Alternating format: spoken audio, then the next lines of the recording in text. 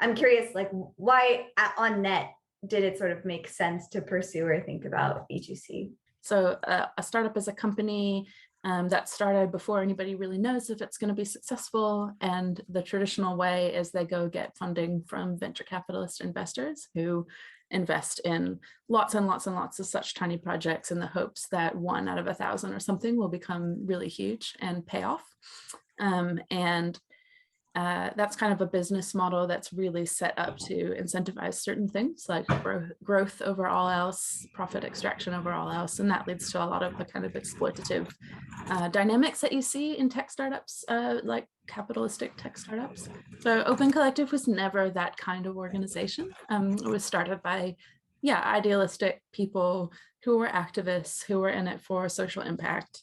But then for practical reasons that you do need money to start up a company and to build a software platform. So they did accept investment, but were very, very picky about that investment, made sure to only take it from aligned investors and didn't take too much money.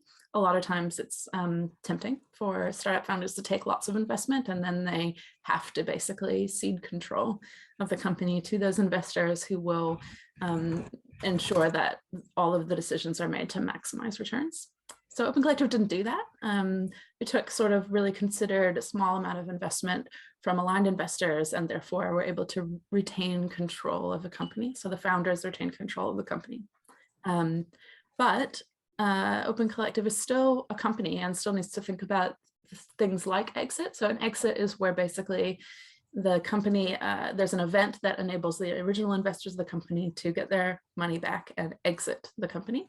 The traditional methods are either an IPO, like you've seen really big companies like Facebook do, or like an acquisition where a bigger company will buy the smaller company. And then at that moment, the investors and all the stockholders, like early employees or anybody else, basically gets a payoff. We want our investors to be able to exit. We want this to be a success story for them because they are those really aligned investors. We know that if we can successfully help do an exit, they're going to turn around and invest that money in the next generation of impact startups that need to happen in the world. I mean, our investors are very, very understanding as well. They weren't in this for the biggest payoff either, but we want it to be a success story. So we do think that exit should be something Open Collective should consider. And that was really naturally came up for us when we became, I guess you could say, profitable or started breaking even.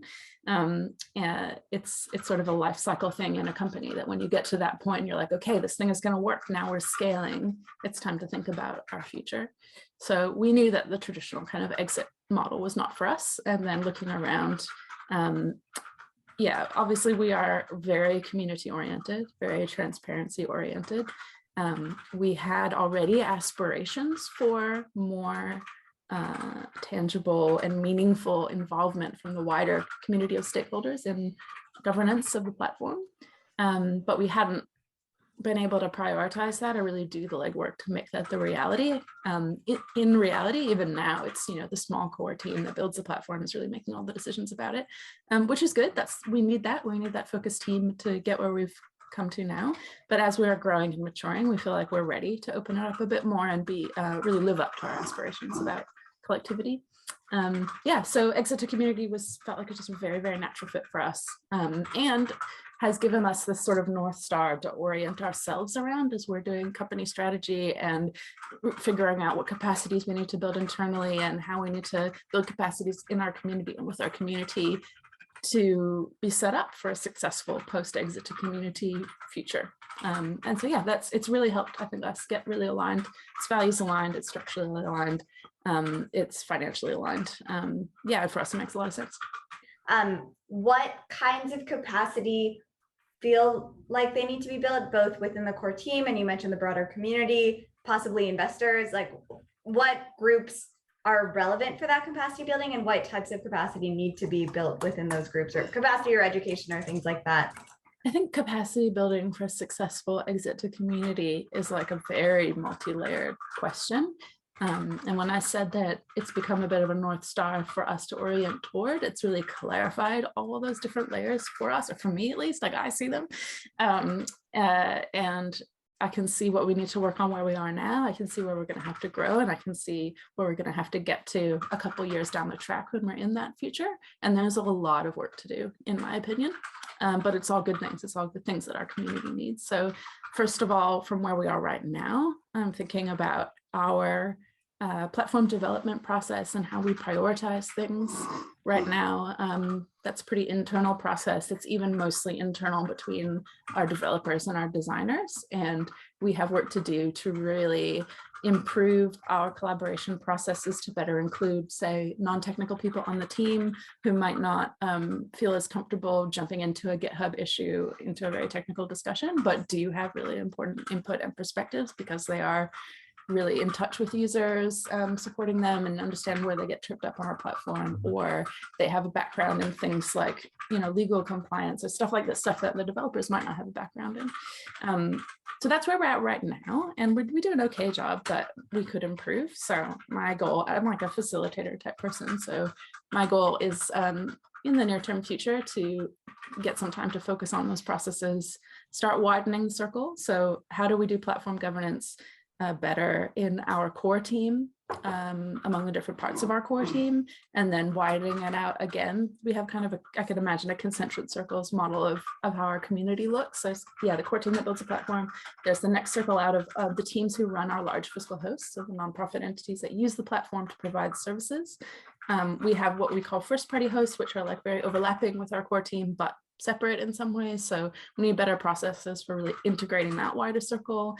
And then just very briefly, would open OSC and OCF fit in under that concentric circle? Okay, just mapping.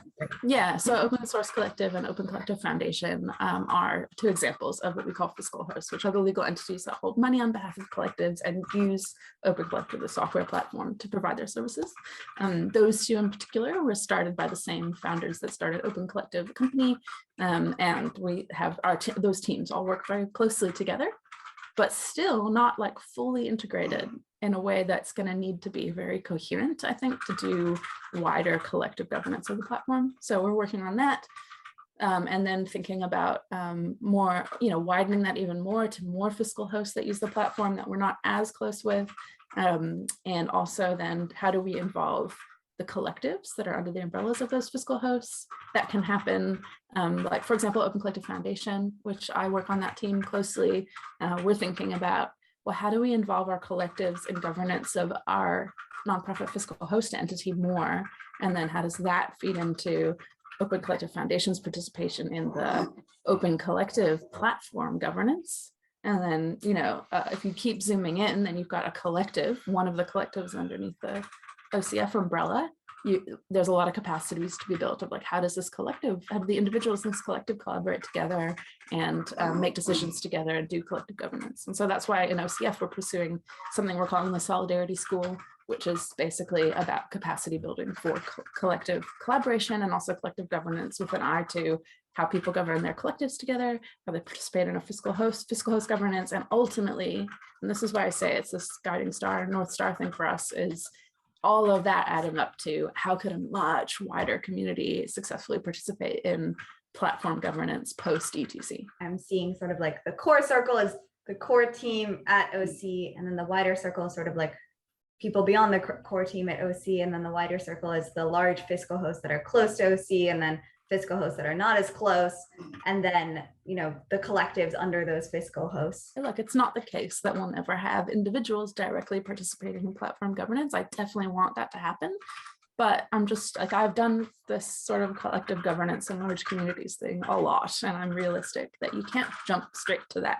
You have to do all the groundwork on transparency of the information people need to get, the context to participate meaningfully, communications channels so that people can actually be reached and their voices can be heard, relationship building so that the trust is there and the context is there for people to be in relationship with others through this process, and and the attention economy, which is probably the hardest part of the whole puzzle, which is like, how do you create something where people feel like it's really worth their time to be participating in collective governance of the platform instead of focusing on their own project over here, and getting that balance right. And I just think the only way we're going to get there and succeed is by operating at all of these different levels and building capacities at all of these different levels. What would be exciting for them in terms of Open Collective exiting to community, in terms of like them participating more in governance? What are they excited about? And also, if any concerns have been expressed, like maybe this will have a lot of overhead and certain organizations are like, we're too small to handle this. Like any kind of reactions to having the responsibility of being exited to, I think is really fascinating. Yeah, I mean, we're very, very early in our process. Like we've announced it, but we haven't done the work that we're planning to do deep consultation and really to understand those concerns more deeply. But I can speak from the perspective of being early in the process. I guess to start with the negative framing, which I don't think is the most inspiring, but it's true.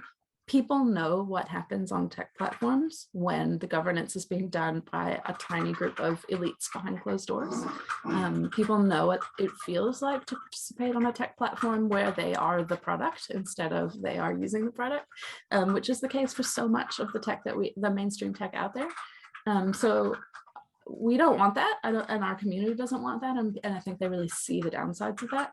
And we have different kind of sub areas of our community. We have a huge part of our communities in the open source world, and they deeply understand technology governance questions. We have a huge part of our community which is in the kind of citizen movements and mutual aid and that kind of space, and they really understand the downsides of messed up power dynamics in society and all this stuff. So people know that we want to avoid that.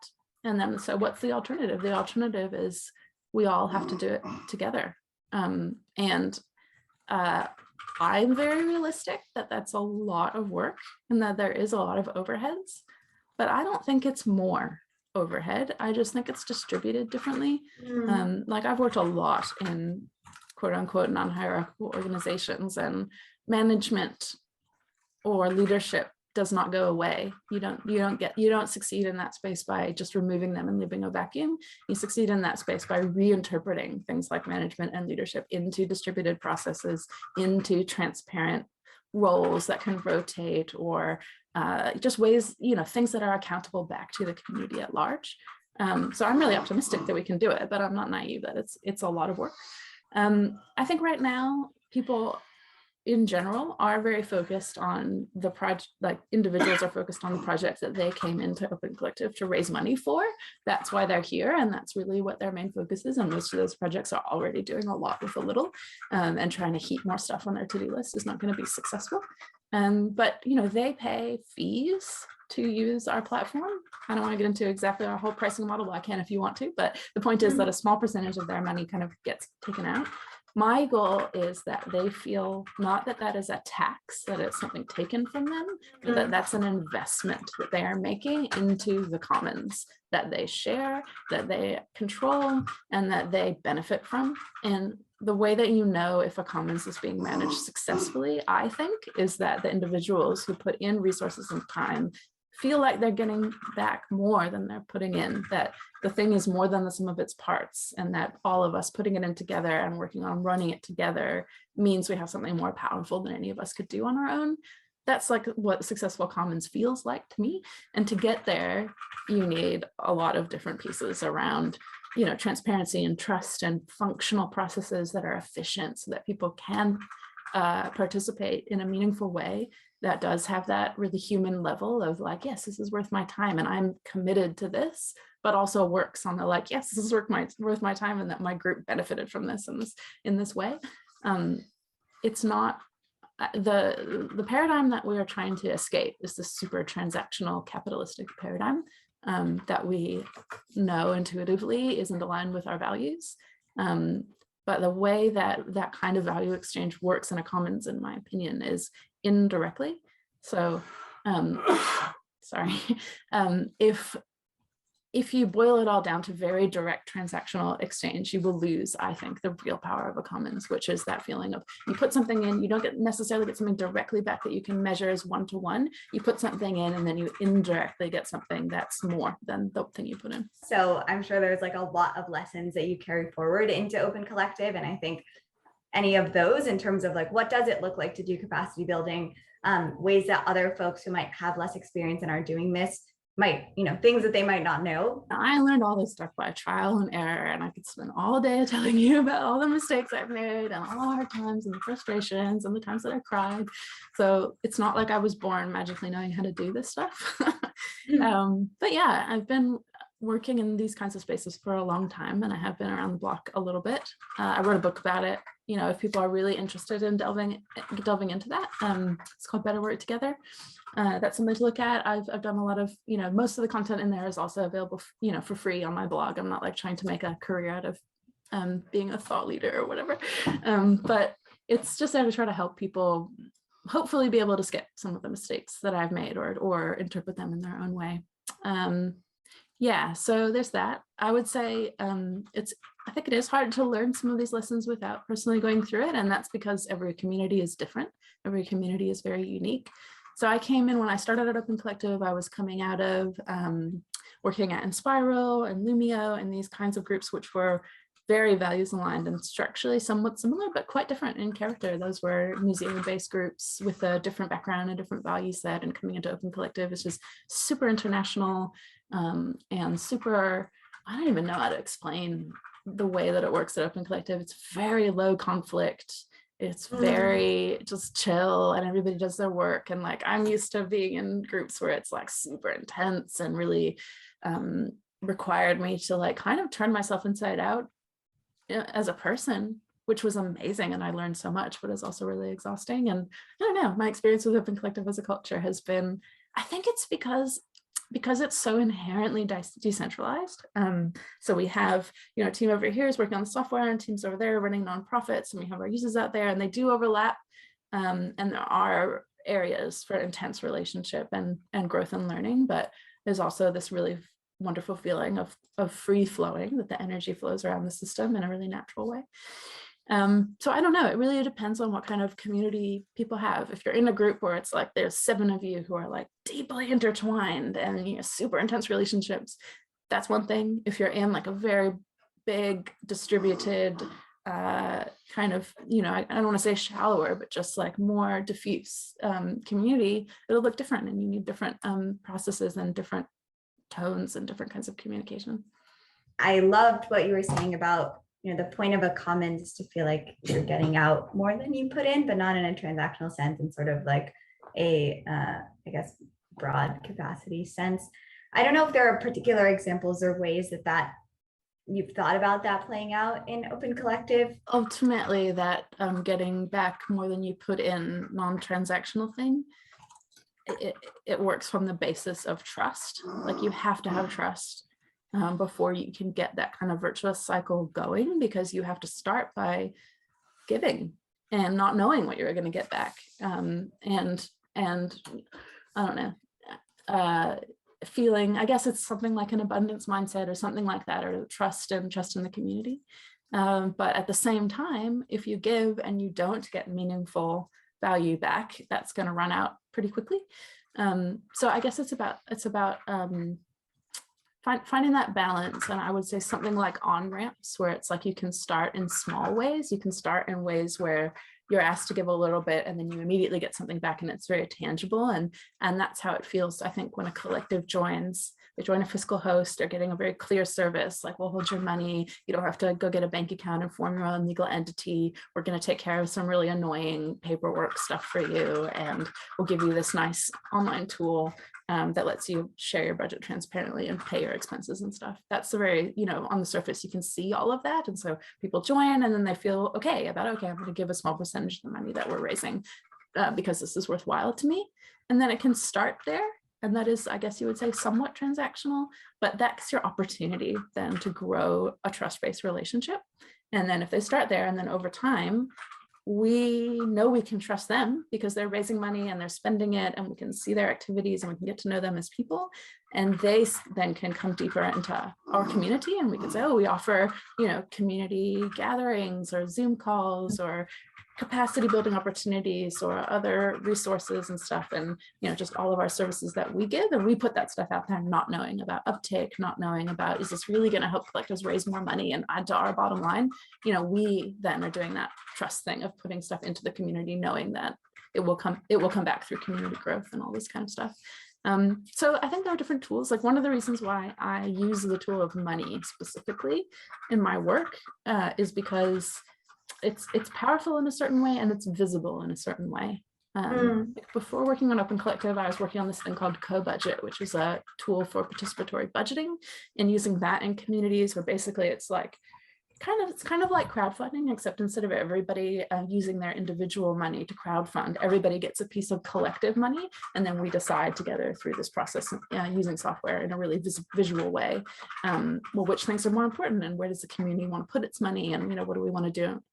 And so it's kind of like that same vibe. Like, what I found with Co-Budget and with Open Collective is simply by starting to run these processes in a transparent and participatory way, the community starts building really important capacities, like seeing how much money we have, seeing how much things cost. It's really hard to sit there and be that person who's just complaining about, like, I don't want to pay this money. If you can see, like, oh, it costs $300 to get the accountant to file the thing that we need to do, and like, this is actually what's happening, and this person that you enjoy talking to, they're getting paid this much, and you can really see it all transparently. So I think money is quite powerful, and it's also really important, I'd say, heuristic for groups to measure their own capacity to support their work properly and not burn people out. And like, do we really have, so money's not the be all end all. I think people get really put off by money because it's been so co-opted by the capitalist extractive system that we're trying to escape here. But my view, or my sort of theory of change, is that instead of running away from that, we need to like really reclaim money as something that we can have as powerful for communities and use in a different way, and use in a pro-social way. So I guess using that kind of tool set, you can apply the same ideas to more other kinds of facilitatory type things, like decision making and how we have discussions and stuff, and how do we make it transparent and participatory. But it's through that you can imagine this sort of cycle building up of like more trust, more participation, more value being spread around in a way that really works, and then ultimately true co-ownership and co-governance of a commons. Is it the case that people come in as enthusiasts in terms of like, oh, we want to experiment with governance structures, or more like, we have a collective, we'd like to raise money, oh, we're getting excited about governance structures because Open Collective is sort of pushing us in that direction or bringing that up? Yeah, I think it's all of the above. I think it's a full spectrum. We absolutely have people like me who are massive governance nerds, and I'm here because I'm a governance nerd, and this is like the core of what I'm interested in.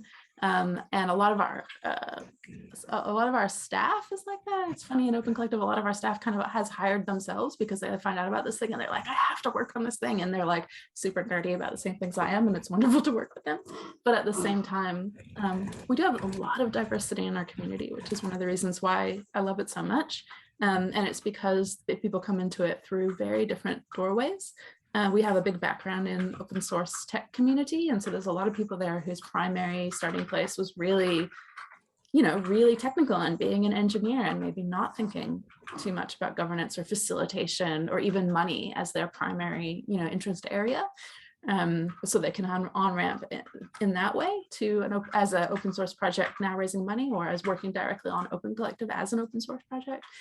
We have many, many people who are deep in community organizing on the front lines of mutual aid and, justice movements and all this stuff, who have incredible skills at, community building, activism, lots of climate action groups who are incredible activist communicators, but maybe they don't have super strong skills in technology or in, the more fiddly aspects of organizational governance as a thing.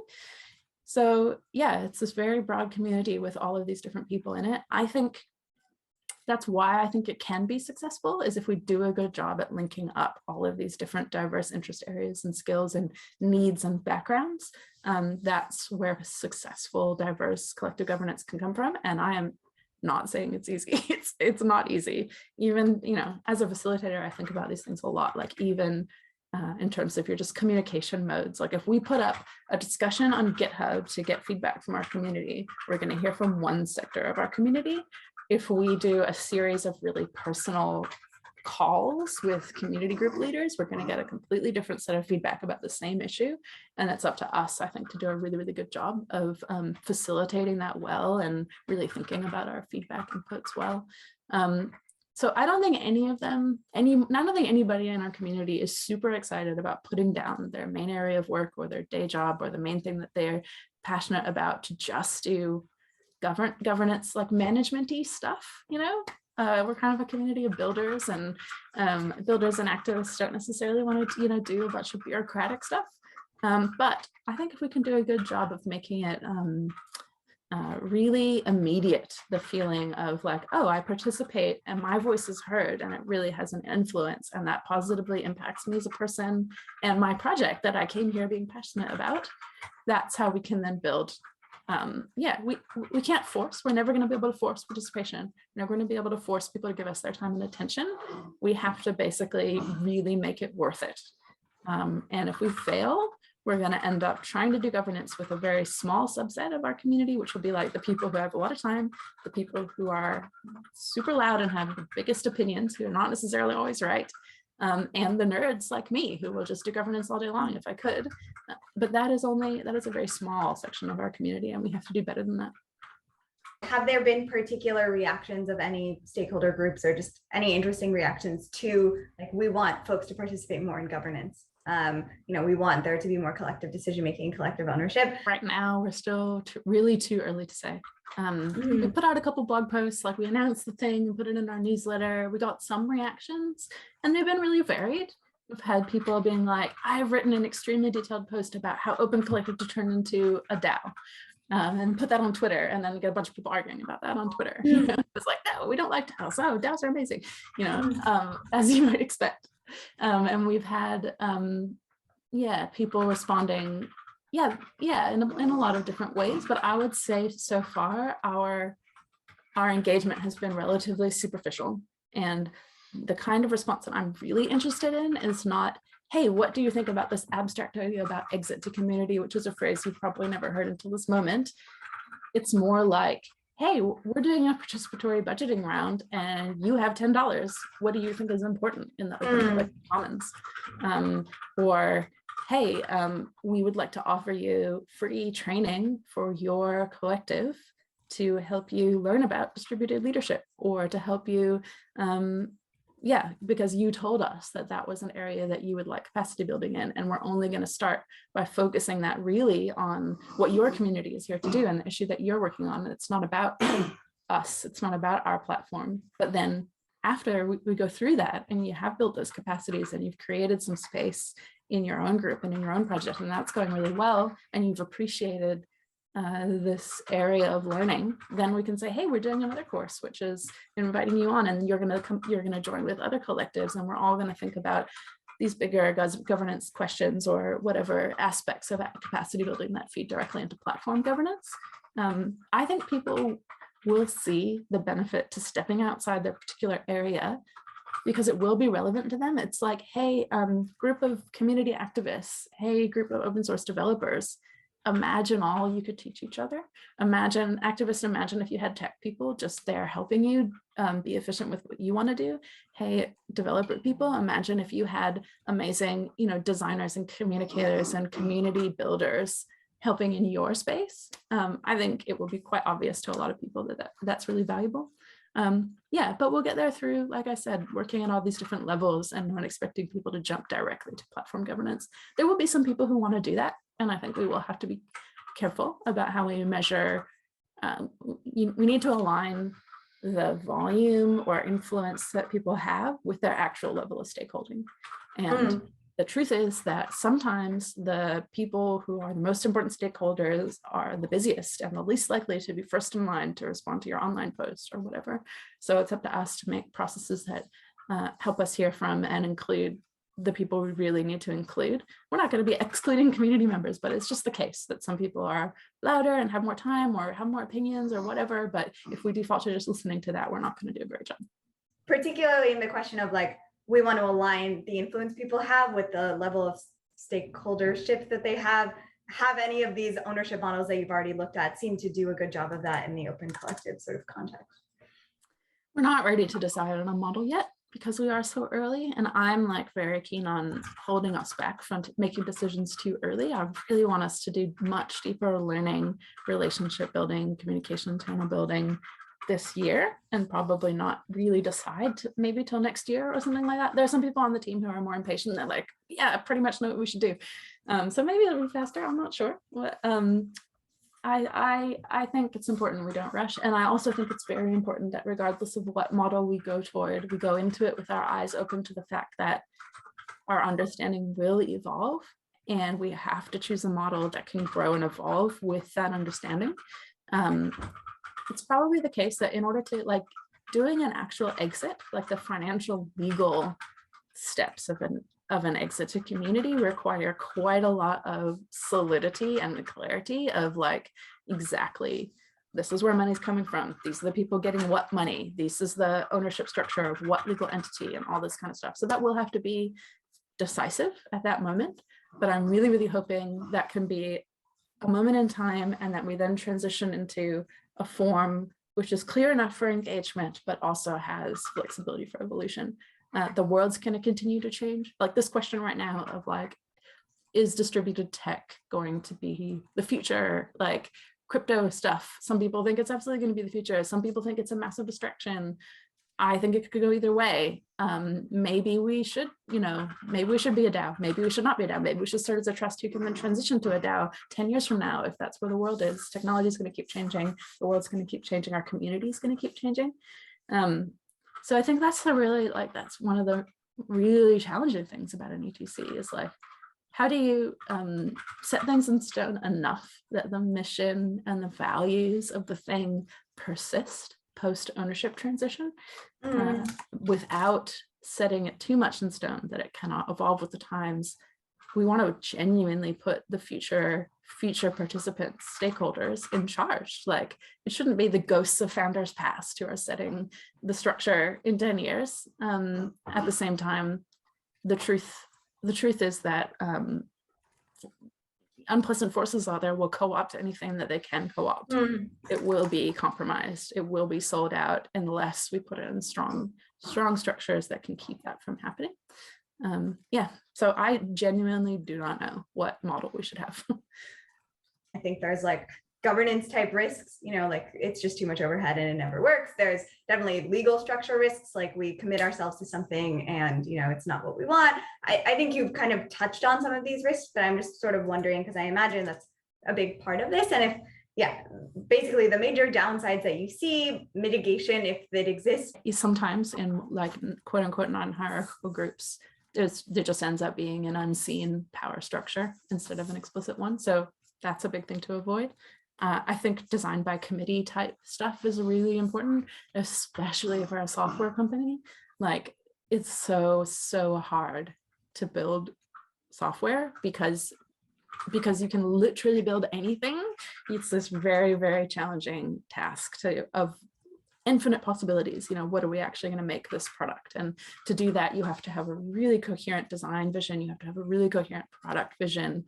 And that's something that I really don't think you can distribute to thousands of people. You have to do a good job of figuring out where in the system that stuff is going to be held, and how those people can be accountable to the community at large, but not held back in their design coherence vision and stuff like that. There's that whole side. I think what I just mentioned about the mission failing to translate after time, like we have been able to carry Open Collective, it's been 6 years, because we've had people in the center who are holding very strong to a certain set of values and that vision. If those people are no longer there, where is that strength of values going to come from? That's difficult, I think, to design. I think it's totally possible. You can see lots of examples out there of large, diverse communities who still hold true to their values, but it takes work. There's also a risk of the whole E2C thing just not working. Like we have to make sure that we have I don't know exactly, like, where's the money going to come from to buy out investors, and are the current investors going to agree, or, you know, is the current community going to like the ideas that we come up with, and how are we going to reach, you know, we're never going to reach unanimity, but we need some degree of large scale buy-in for this thing to work. And yeah, it's really tricky. This is really tricky work. And that's why I've been saying from the beginning, this is something we are not going to do overnight. It's going to take like 2 to 3 years, probably. Like, I'm trying to be very realistic on our timescale. You mentioned, you know, personal calls versus GitHub sort of like request for comments. Like, how do you get a sense of what the community wants? Like, what is the process in place for that to happen currently? I think you have to use a combination of different approaches, because there's different people and different kinds of people need to be reached in different ways.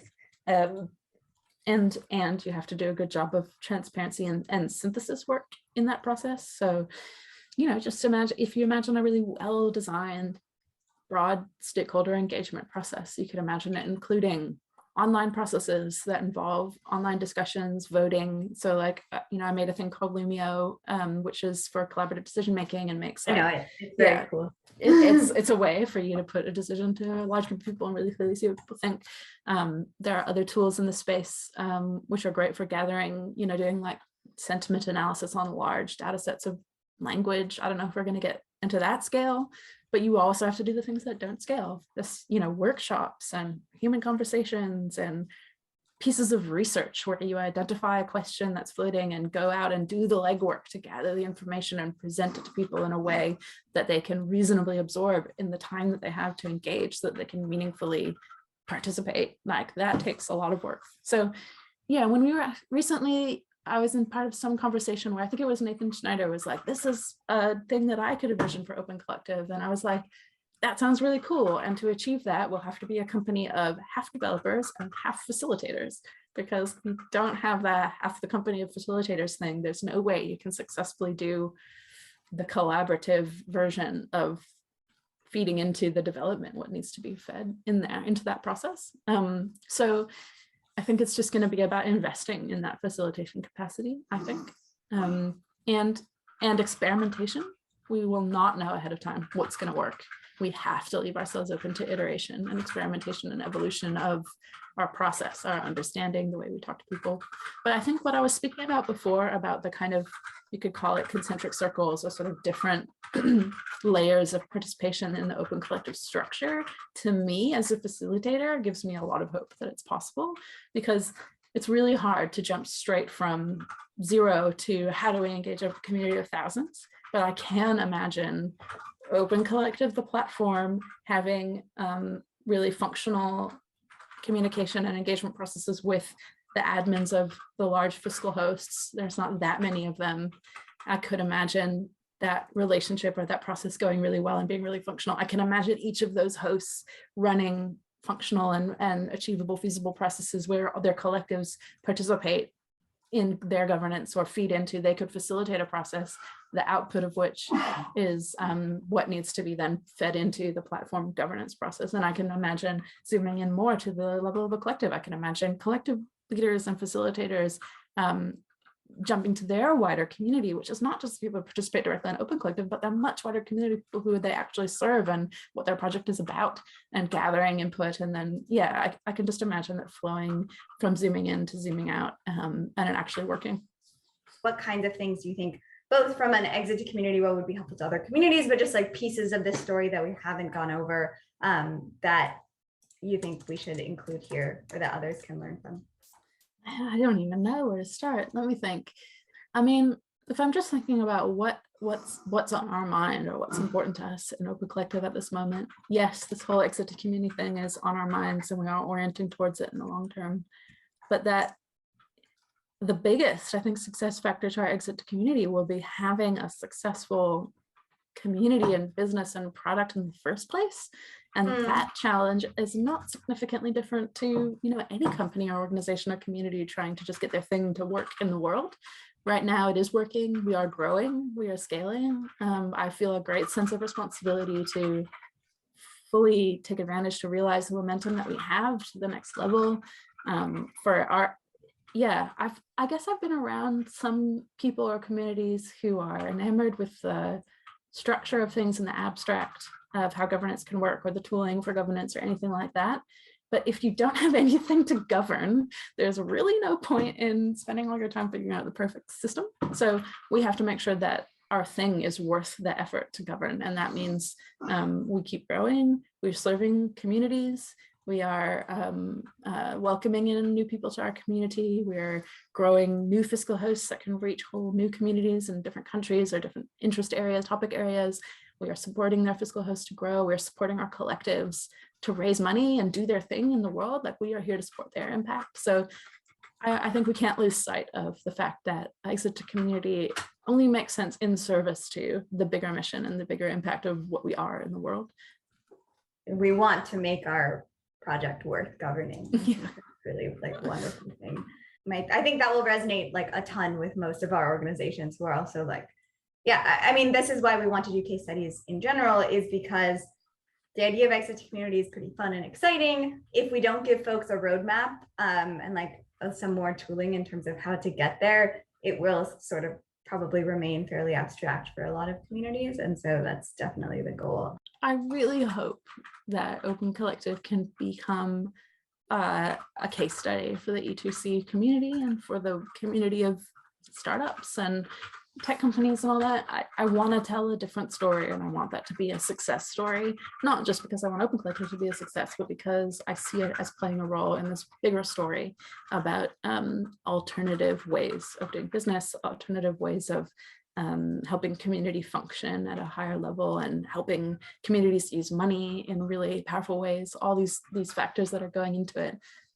If you think about it in our world, how much incredible weight and energy and attention goes into that other capitalist paradigm. Every MBA program all around the world studying however many case studies of those kinds of businesses, every business news channel, everything focused on the stock market and whatever, all of that, all of those stories being told. If we're going to have any hope of shifting the conversation, of shifting what's normal to a different paradigm, we have to tell these stories. We have to live these stories. We have to make these stories successful. Who knows? I can't say that Open Collective is going to be a massive success because nobody knows. It's a startup.